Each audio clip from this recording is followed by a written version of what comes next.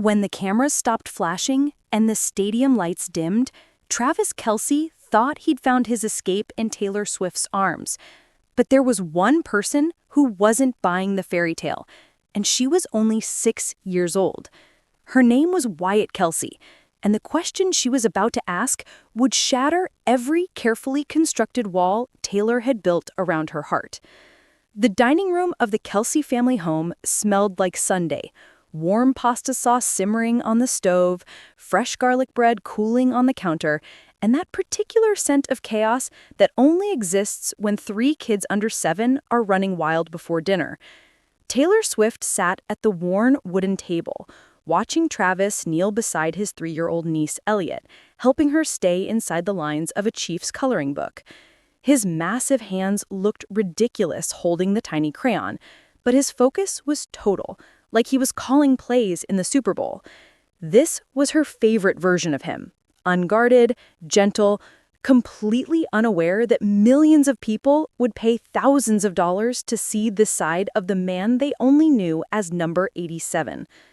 March 18th, 2024, 6:30 in the evening, 4 months into whatever this thing between them was, too public to be casual, too new to feel certain.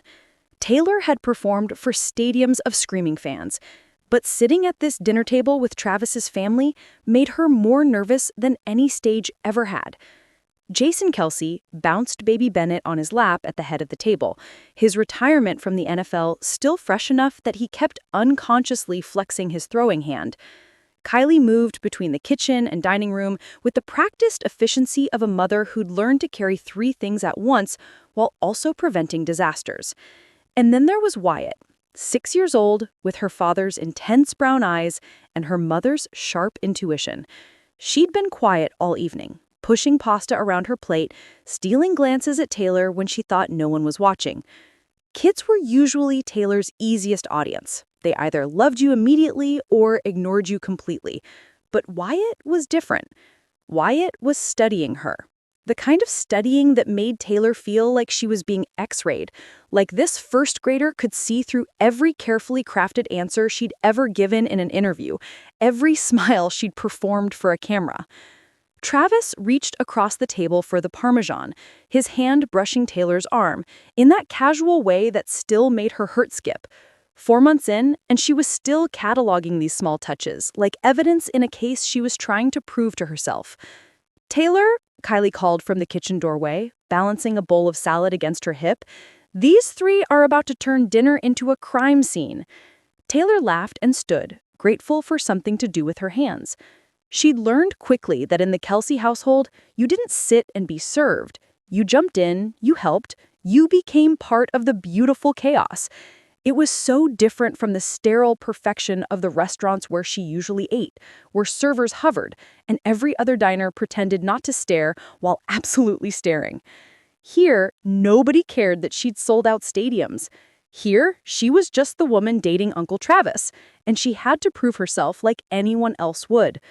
"Waddy, sweetheart, eat your dinner," Jason prompted his eldest daughter, noticing her untouched plate. "You love Mommy's pasta." "I'm thinking, Daddy," Wyatt replied, her voice carrying that particular seriousness that only children possess when they're wrestling with something big. The table went quiet for just a second, that parental instinct that kicks in when you know your kid is about to say something. Taylor returned with the napkins, catching the tail end of the exchange. "What's thinking about, baby girl?" Kylie asked, setting down her fork. Wyatt's eyes locked onto Taylor with the intensity of a prosecutor about to deliver a closing argument. The 6-year-old straightened in her chair, took a breath that seemed too big for her small body, and spoke the words that would change everything. "I have a question for Taylor." The room shifted. Not dramatically, no one gasped or dropped their silverware, but there was a change in the air, like everyone suddenly became aware they were witnessing something. Travis looked at his niece with curiosity. Jason and Kylie exchanged one of those married couple glances that communicate entire conversations, and Taylor felt her stomach tighten with an anxiety she couldn't name. "What's your question, Wyatt?" Taylor asked, setting down her fork and giving the little girl her complete attention, the way she'd learned to do with children. Never talk down, always meet them where they are. Wyatt took another breath. Her little hands gripped the edge of the table, and then she asked the question that no adult in that room had the courage to voice, the question that would crack open truths nobody knew they were hiding. But what came out of that 6-year-old's mouth wouldn't just be a question. It would be the moment Taylor Swift realized she'd been performing her entire relationship, even to herself. And what happened next would prove that sometimes the most brutal honesty comes from the smallest voices. Taylor Swift had learned to read rooms the way some people read books. Years of walking into radio stations, award shows, and dinner parties where everyone pretended not to care that she was there had trained her to notice the small things. Who made eye contact, who looked away, whose smile reached their eyes, and whose didn't. But reading the Kelce family was different because they weren't pretending anything. They were just being themselves, and that somehow made it harder. Kylie passed the garlic bread around the table, and Taylor watched the easy choreography of their family system. Jason automatically broke off the end piece, the best piece, and put it on Wyatt's plate without her asking. Travis reached for the bowl of pasta and served Elliot first, then himself. These were the small rituals that told you everything about how a family worked, the invisible language of people who'd shared thousands of meals together. Taylor took the bread when it came to her, suddenly hyper-aware that she was the only person at this table who hadn't earned her place through blood or marriage. 4 months wasn't long enough to be part of the choreography. She was still learning the steps. "So Travis tells us you've been teaching yourself to cook," Jason said, bouncing Bennett on his knee with practice ease. "How's that going?" Taylor laughed, grateful for the easy question. "Well, I haven't burned down my kitchen yet, so I'm calling it a win." Travis is very patient about pretending my attempts at pasta are edible. "Hey, your carbonara last week was actually good," Travis protested, grinning at her across the table.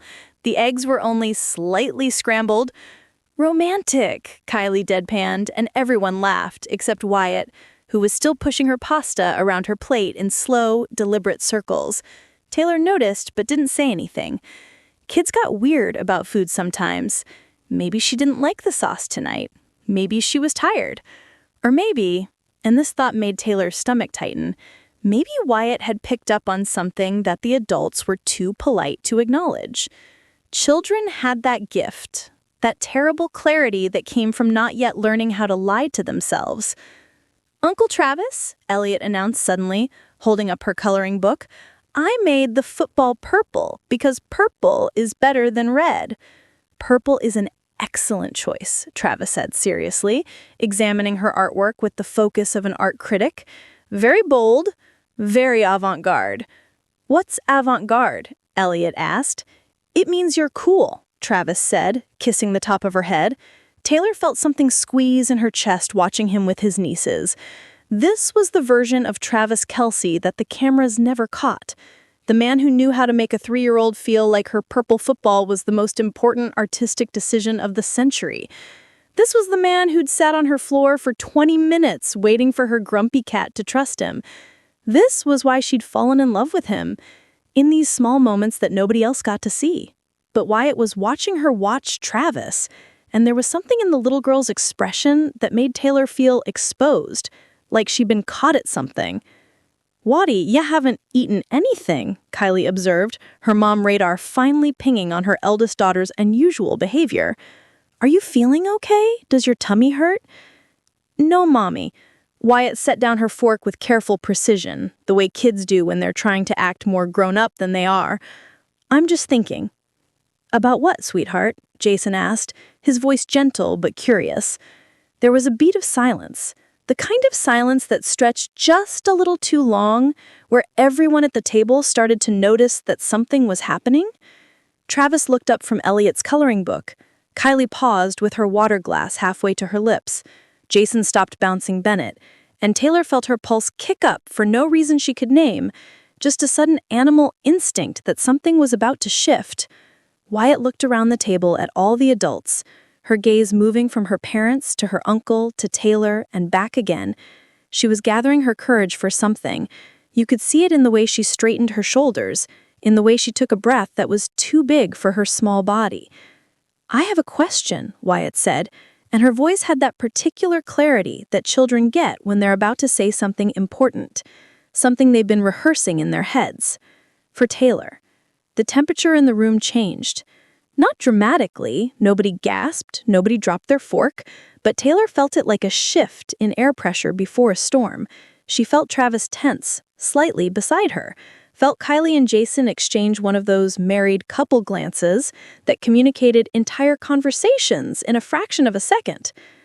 "Okay," Taylor said, setting down her own fork and turning to face Wyatt fully, giving her the complete attention she'd learned to give children when they had something to say. "What's your question, Wyatt?" She kept her voice warm, encouraging, the way she'd talked to a young fan who'd worked up the courage to approach her. But there was something in Wyatt's eyes, that intense, focused look that children get when they're processing something big, something that matters to them in ways adults have forgotten how to feel, that made Taylor's heart beat faster. Whatever was coming, it was going to be honest. Kids didn't know how to be anything else. Wyatt took another breath, glanced at her father as if checking one last time whether this was allowed, then looked back at Taylor with that kind of unwavering focus that made Taylor understand why trial lawyers were terrified of child witnesses. Children saw things clearly. They didn't have the social programming yet to pretend they hadn't noticed what they'd noticed.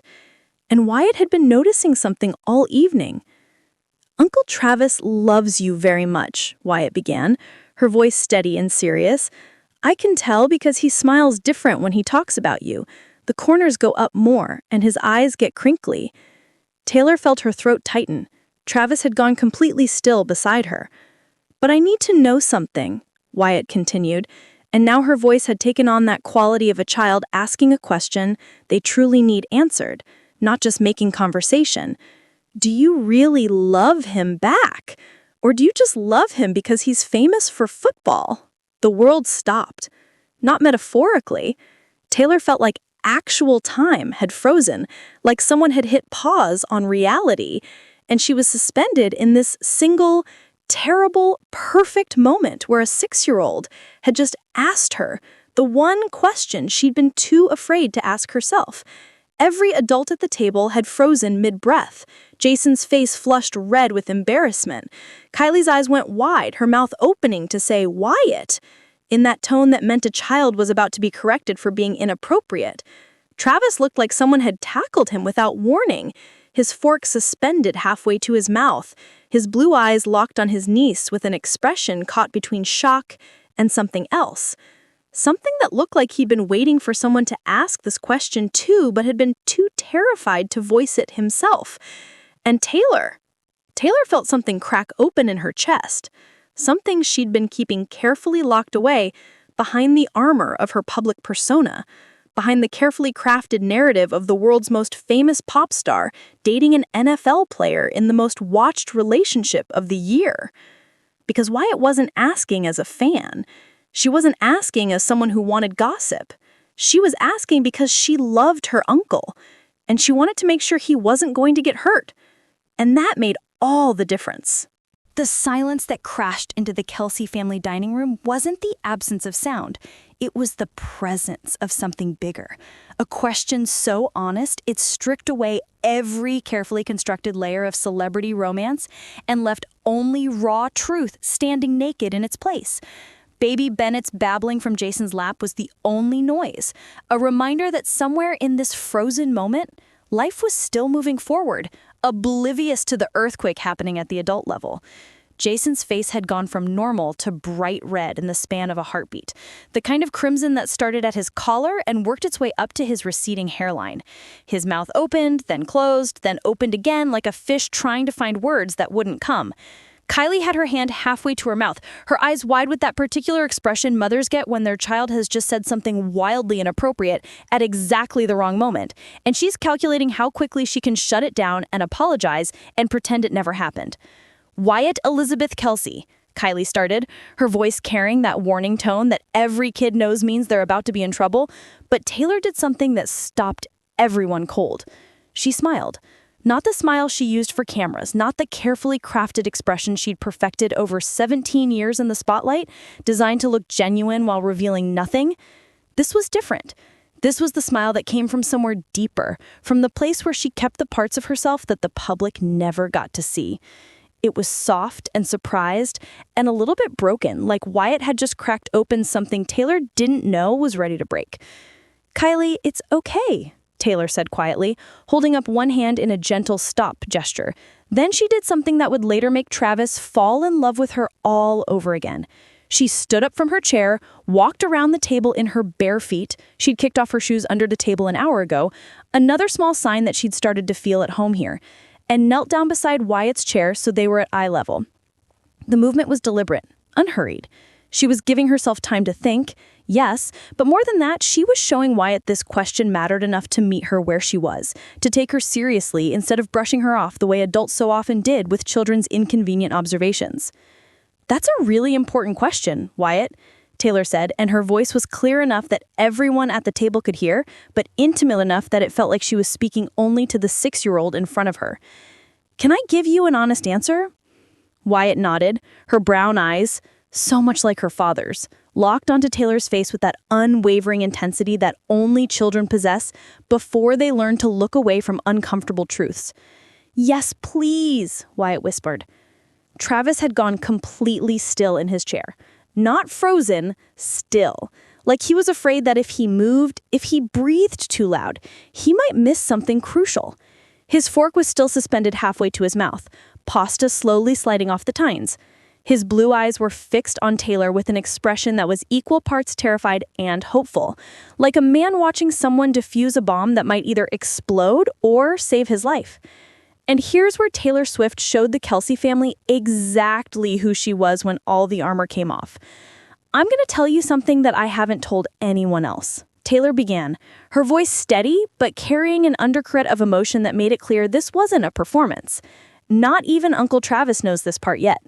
The entire table leaned in imperceptibly. Even 3-year-old Elliot had stopped coloring, sensing that something important was happening, even if she didn't understand what. "I started falling in love with Uncle Travis before I even knew he played football," Taylor said, and Travis made a small sound in the back of his throat that might have been a laugh or might have been something else entirely. "Do you want to know how that's possible?" "Yes," Wyatt breathed.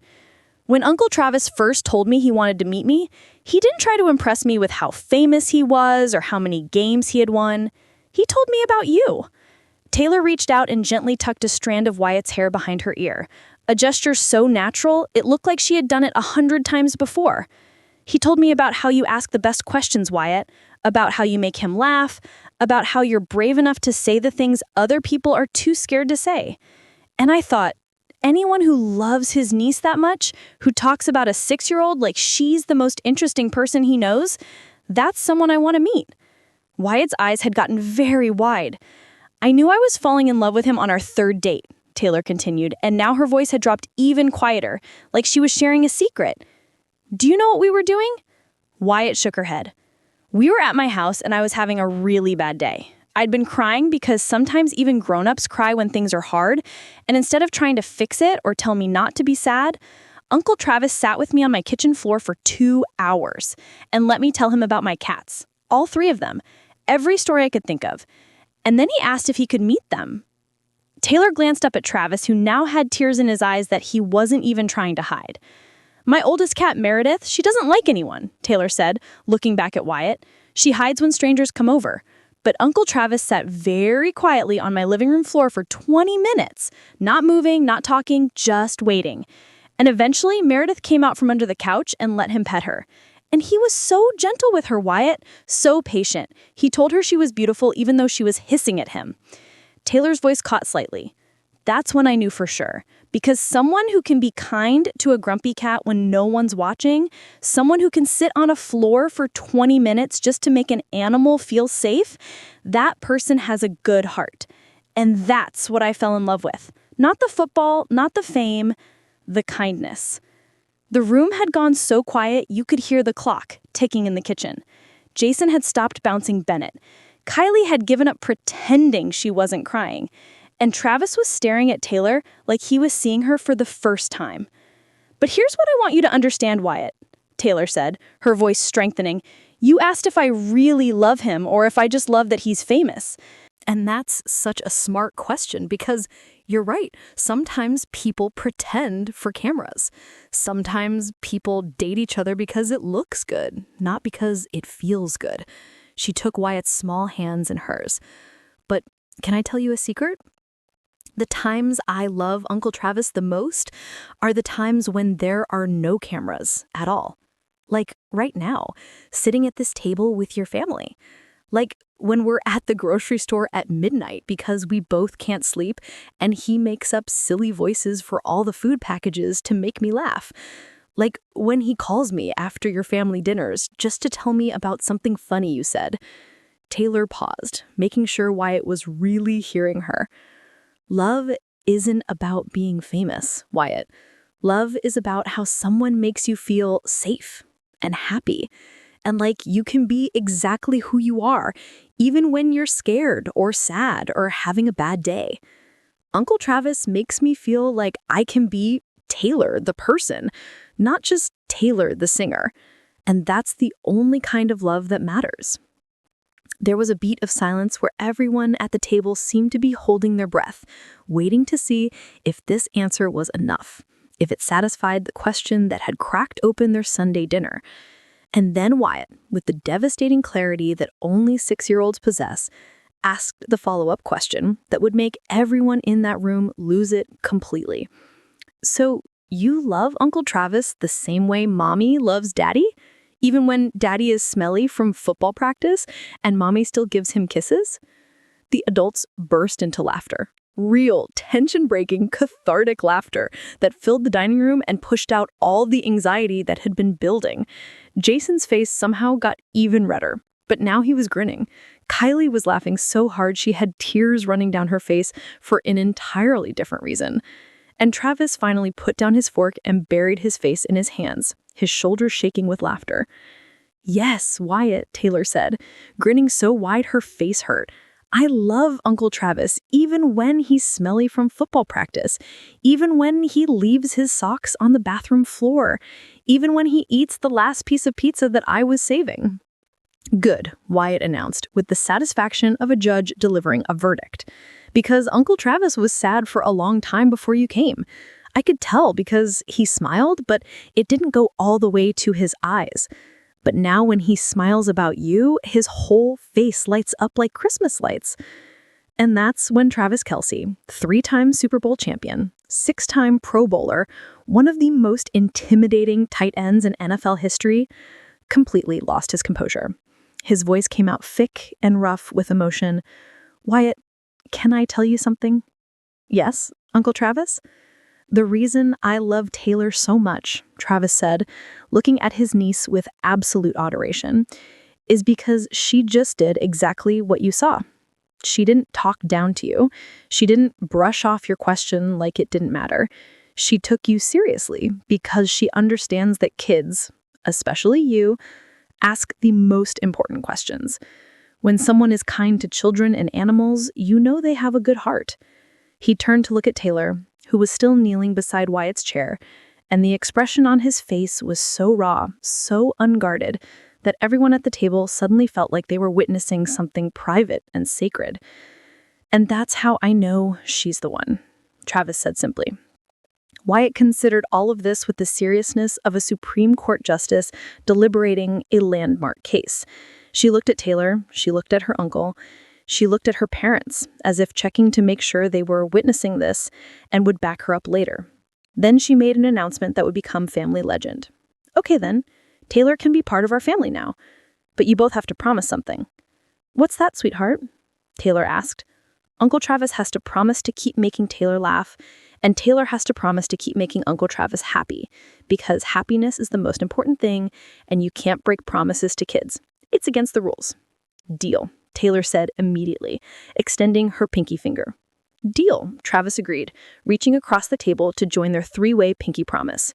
As they linked fingers, Travis's massive hand, Taylor's delicate one, and Wyatt's tiny 6-year-old pinky connecting all three, something shifted in that dining room. It wasn't dramatic. There was no music swell, no perfect sunset lighting, but everyone in that room felt it. This wasn't just a cute moment. This was the moment that a 6-year-old girl had asked the question that 2 adults had been too afraid to voice. And in answering it honestly, Taylor and Travis had finally told each other the truth they'd been dancing around for 4 months. They weren't dating for the cameras. They weren't together because it made good headlines.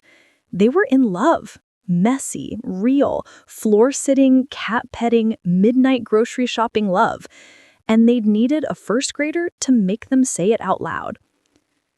The dining room had transformed into something sacred. Nobody moved, nobody checked their phones.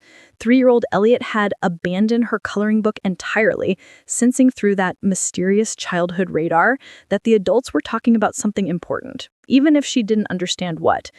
Baby Bennett had gone quiet in Jason's arms as if even he knew this was a moment to pay attention. Wyatt sat perfectly still in her chair, her brown eyes locked on Taylor with the kind of focus that teachers dream about getting from students. This wasn't just a cute conversation anymore. This was a 6-year-old conducting an interrogation about the nature of love, and everyone in that room knew they were witnessing something rare. The moment when celebrity armor cracked wide open and the real person underneath stepped out. "But what about all the cameras?" Wyatt asked, her voice carrying that particular, stubborn quality that kids get when they're not quite satisfied with an answer yet. "Mommy says sometimes people pretend to like each other for the cameras, like when politicians smile at people they don't really like. Are you pretending for the cameras?" Kylie looked like she wanted the floor to open up and swallow her whole. "Wyatt, sweetheart, that's not—" "No, she's absolutely right," Taylor interrupted gently, still kneeling beside Wyatt's chair, unbothered by the hardwood floor pressing into her knees. "Your mommy is very smart, Wyatt. People do pretend sometimes. And you know what? That's a really important thing to think about. You're asking the questions that grown-ups should ask, but usually don't." She took a breath, gathering her thoughts, and when she spoke again, her voice carried a weight that made it clear she wasn't giving a prepared answer. She was figuring this out in real time, speaking from somewhere deeper than the polished media training that usually guided her words. "Can I tell you a secret about the cameras?" Wyatt nodded eagerly. "The times I love Uncle Travis the most are the times when there are no cameras at all.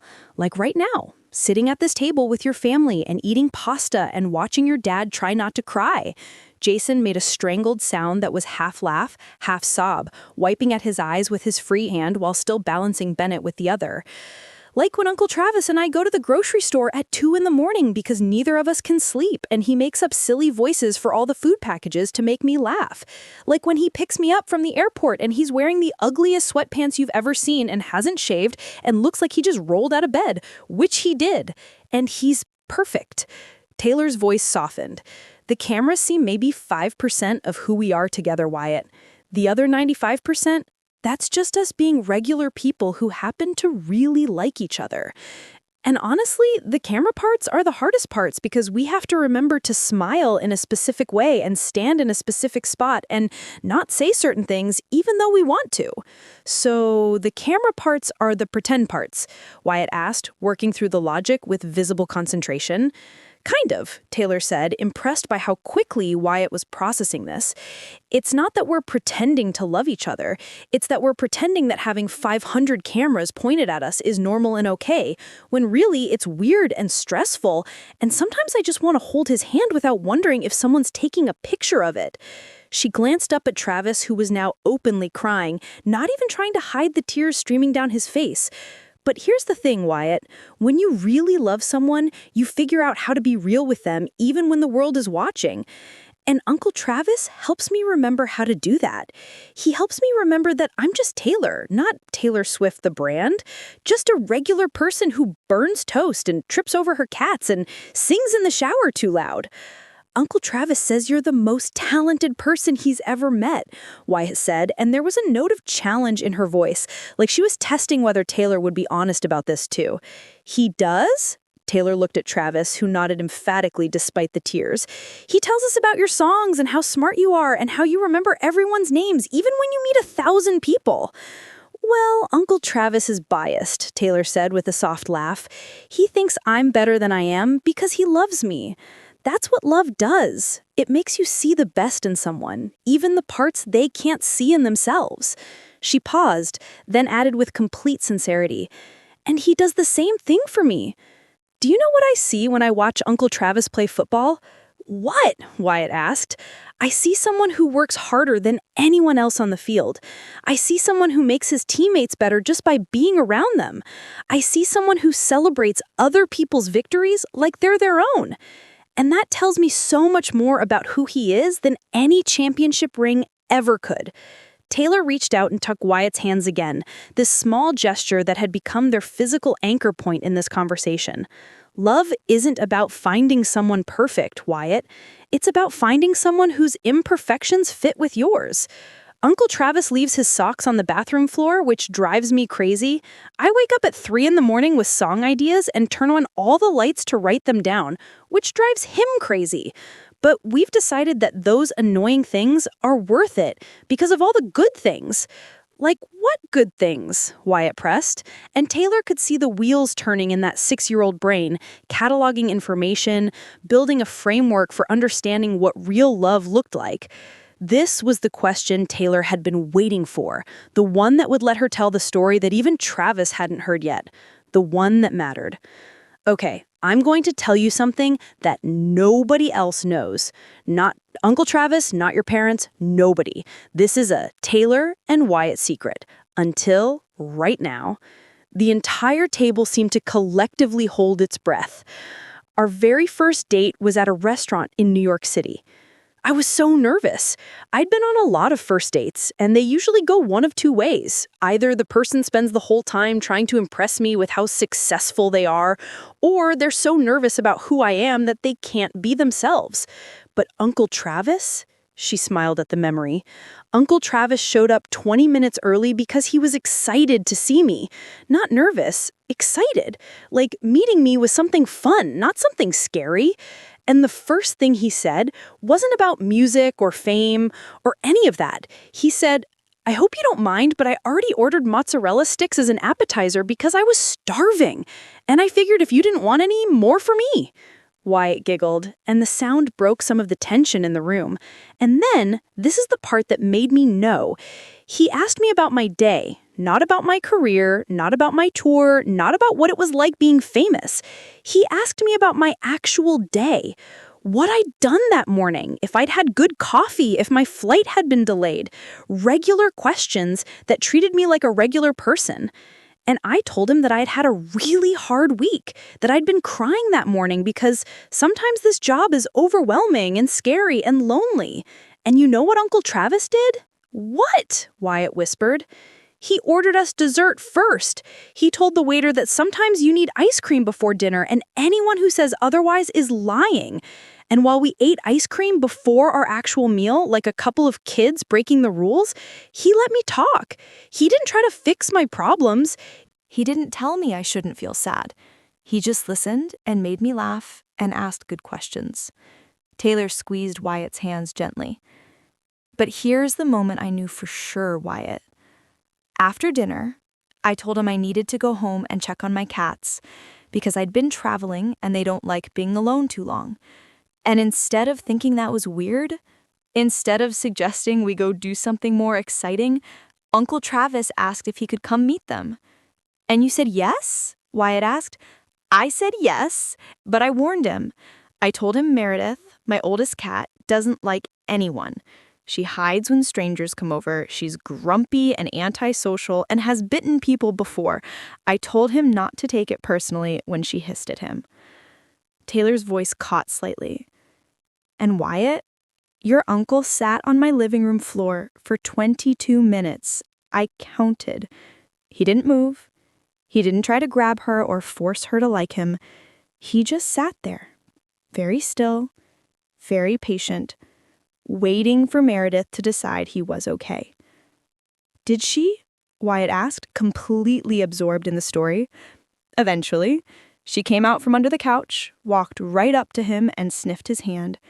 And Uncle Travis, very slowly, very gently, pet her head. Annie told her she was beautiful, even though she was hissing at him. He said, "I know you're scared, but I promise I'm not going to hurt your mom.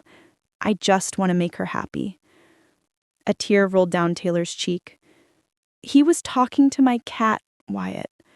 He didn't know I could hear him. I was in the kitchen getting water.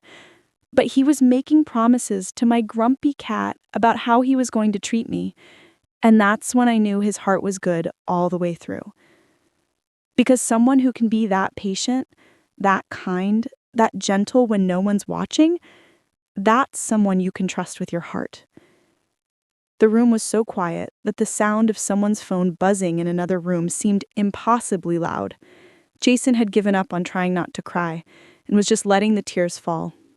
Kylie had her hand over her mouth, and Travis looked like he'd just been hit by lightning, staring at Taylor with an expression of pure, unfiltered love, mixed with shock that this was the moment she'd fallen for him.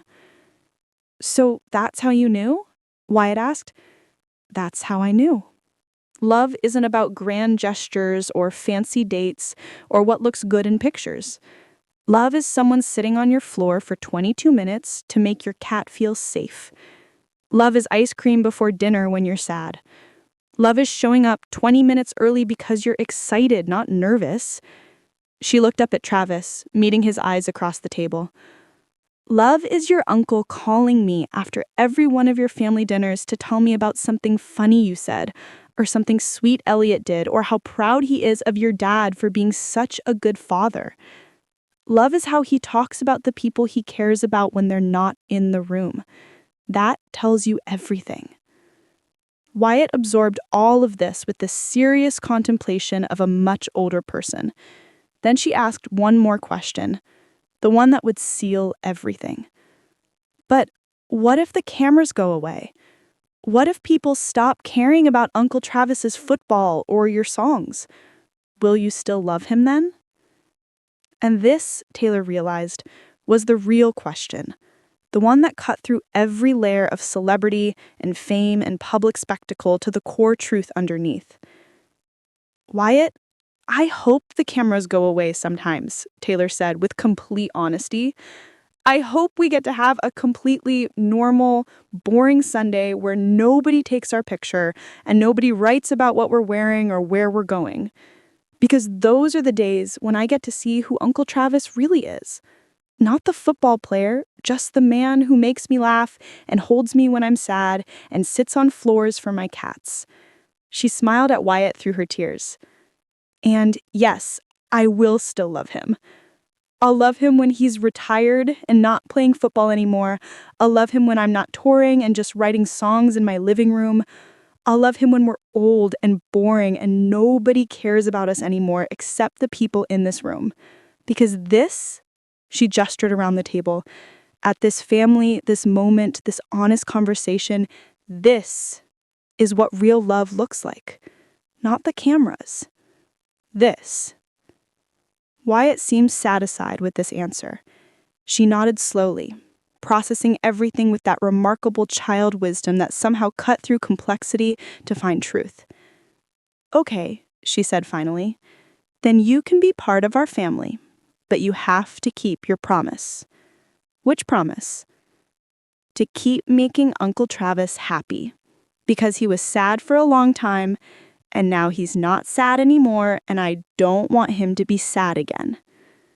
Taylor felt something crack wide open in her chest, something that had been protected and guarded for so long that she'd forgotten what it felt like to let someone truly see it. "I promise, Wyatt. I'll keep making him happy for as long as he'll let me." "Forever," Travis said from across the table, his voice rough with emotion. "The answer is forever." And in that moment, with a 6-year-old mediating their relationship and a family of virtual strangers bearing witness, Taylor and Travis told each other the truth they'd been dancing around for months. This wasn't for show. This wasn't for headlines. This was real. And it was forever. Travis cleared his throat, his voice thick with emotion. Wyatt, you want to know why I love Taylor so much? His niece nodded eagerly. Because she just did exactly what you saw. She didn't brush off your question or treat you like a kid who doesn't understand. She answered you like you matter. And that tells me everything about who she really is. He looked at Taylor, still kneeling beside Wyatt's chair. When someone's kind to kids and animals when nobody's watching, that's how you know their heart is good all the way through. Wyatt processed this with supreme seriousness, then delivered her verdict. Okay then, Taylor can be part of our family, but you both have to pinky promise something.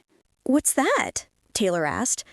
Uncle Travis promises to keep making Taylor laugh. Taylor promises to keep making Uncle Travis happy. Because broken promises to kids are against the rules. Deal, they both said, linking pinkies in a three-way promise that sealed everything. That night, driving home, Travis reached over and took Taylor's hand. A 6-year-old just asked the question I've been too scared to ask for 4 months. Taylor squeezed back. I've been wondering the same thing, if you love me or just the idea of dating Taylor Swift. They sat in the driveway processing how a child had solved their biggest unspoken issue. The next day, a crayon drawing arrived in Taylor's mailbox. 2 stick figures holding hands with Taylor plus Uncle Travis equals happy family. P.S. I love you too now. Written in Wyatt's careful handwriting. That drawing now hangs framed in their kitchen. 6 months later, when Travis proposed, Wyatt was the first person they called after their parents. When Taylor asked her to be flower girl, Wyatt had one condition. Only if I can still ask you questions at the wedding. Like what? Taylor laughed. Like if you're still gonna make Uncle Travis happy when you're married, because married is forever, and forever is really long. Taylor and Travis now have a rule they call the Wyatt Rule. If either has a scary question about their relationship, they ask it out loud, just like that 6-year-old did. No fear, just honesty. Sometimes the most profound truths come from the smallest voices. A 6-year-old asked what adults were too polite to voice, and in answering honestly, Taylor and Travis finally told each other what they'd been afraid to admit. This wasn't for cameras or headlines. This was real. Wyatt still takes credit for their relationship, and she's not wrong. She asked the question that mattered. She demanded honesty when everyone else was being polite. And she taught 2 adults that love isn't about being perfect, it's about being real. What do you think? Have you ever had someone ask you a question that changed everything? Drop your stories in the comments. Hit that like button if this reminded you why honesty matters. And subscribe for more stories about the real moments behind celebrity relationships. Because sometimes the best love stories happen around a family dinner table when a child decides to speak the truth.